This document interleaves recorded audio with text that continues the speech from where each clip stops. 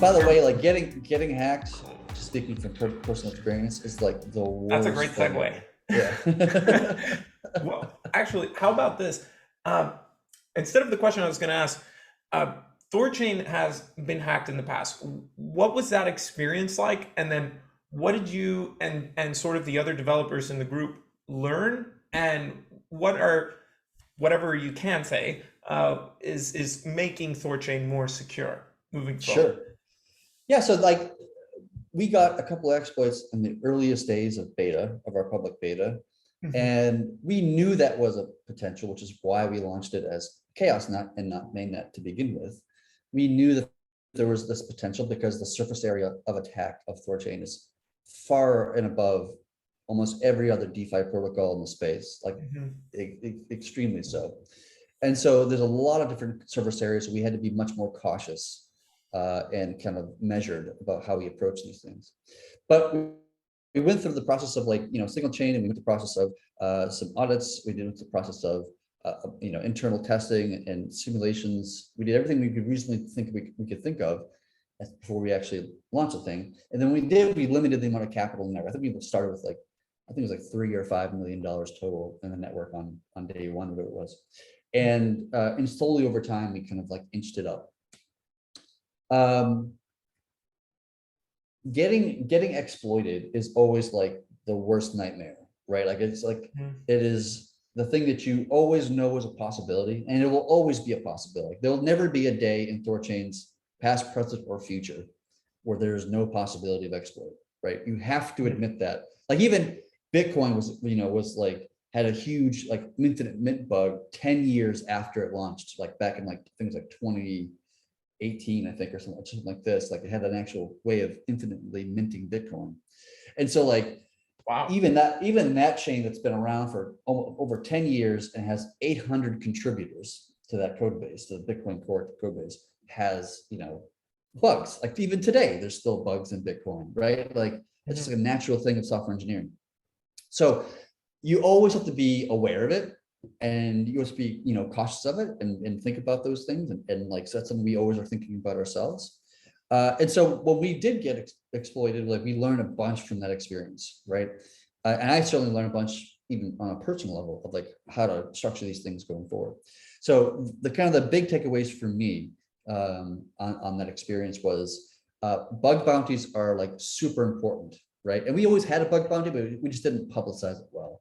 I didn't even realize how important it was to publicize a bug bounty, so that like you want to let all the white hats know that like, hey, here's a bunch of money, find an exploit, blah blah blah. Like incentivize the right people to get involved. I don't think we did that well enough in the earliest days of that public beta. Mhm. The other thing we did wrong was um, we the audits that we did have, and we spent almost like over like close to $1 million, or maybe over $1 million. I don't know the exact number of dollars. And we did like I think like 6 or 7 audits or something like this, Wow. uh, of different, like some were economic, some were infrastructure, some were like the code, like some cryptographic, right? Like there was a bunch of different audits done, but like in all of those audits, we learned almost nothing from them as a project. Like none of them actually had anything of significant value to like, oh, hey, there's a problem here, you should fix this thing. I mean, they found like a bunch of like informational or like low Mhm. severity things that like, you know, wouldn't really be a big deal. And like, yeah, we patched a few of them, but like they were just like, if we didn't patch them, I'd probably be okay with that. Like just on the group, because they were like they were very low level. And so what I learned from my experience is that like hiring audits are not as effective as people think that they are. They're oftentimes, and I'm not saying any specific companies or whatever, but like oftentimes they can be just rubber stamps, right? Where you're just like Mhm. you're paying for the rubber stamp rather than the actual like audit itself, right? I felt like sometimes they were just like, oh, we ran it through some linters, some like security linters, and we found a couple small things, and that was more or less it. And I was just like, that was not very helpful whatsoever. But so what we did do that actually was very helpful in this regard was that we built a dedicated security team, which we call Thorsec. And Thorsec is comprised of multiple people who've been in the DeFi space, banging on protocols for years. and very successful at doing so. I was talking to one of those guys, and he was saying how like he generally only works like 2 months a year because he just spends 2 months, hacking on some, protocol or something like this, finds some exploit, gets paid a bunch of money, and then like, shoves off for the next 10 months. That's kind of how he's like used to operate, but now he's got like basically a full-time job. And so he's constantly hacking on the code, in the sense he's like, every code change that happens in the network is now being continuously audited by a dedicated team whose, their reputation to some extent is on the line. And they have a detailed and deep understanding of that code base, and they actually know exactly how, things work and function and operate.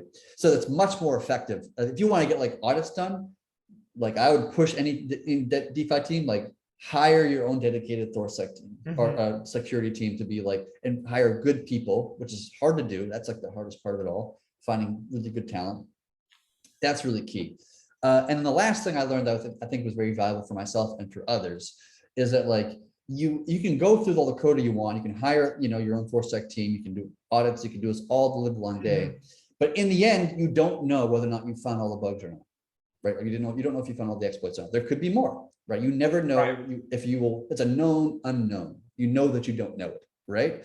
So what I realized was, instead of trying to find all the bugs, of course you still do that, of course, not you don't do that, but instead of relying on that aspect, you build these like kind of short circuits, or these layers of like iron curtains, in a matter of speaking, that if somebody were to find an attack vector in some way that myself or other people have not been able to think of, then the network would protect itself in real time from that attacker, right? That's a much more effective tool, because if you can't rely on me finding every bug, because I probably won't, right? And neither will any security team or any developer. That's just how software engineering itself works in general.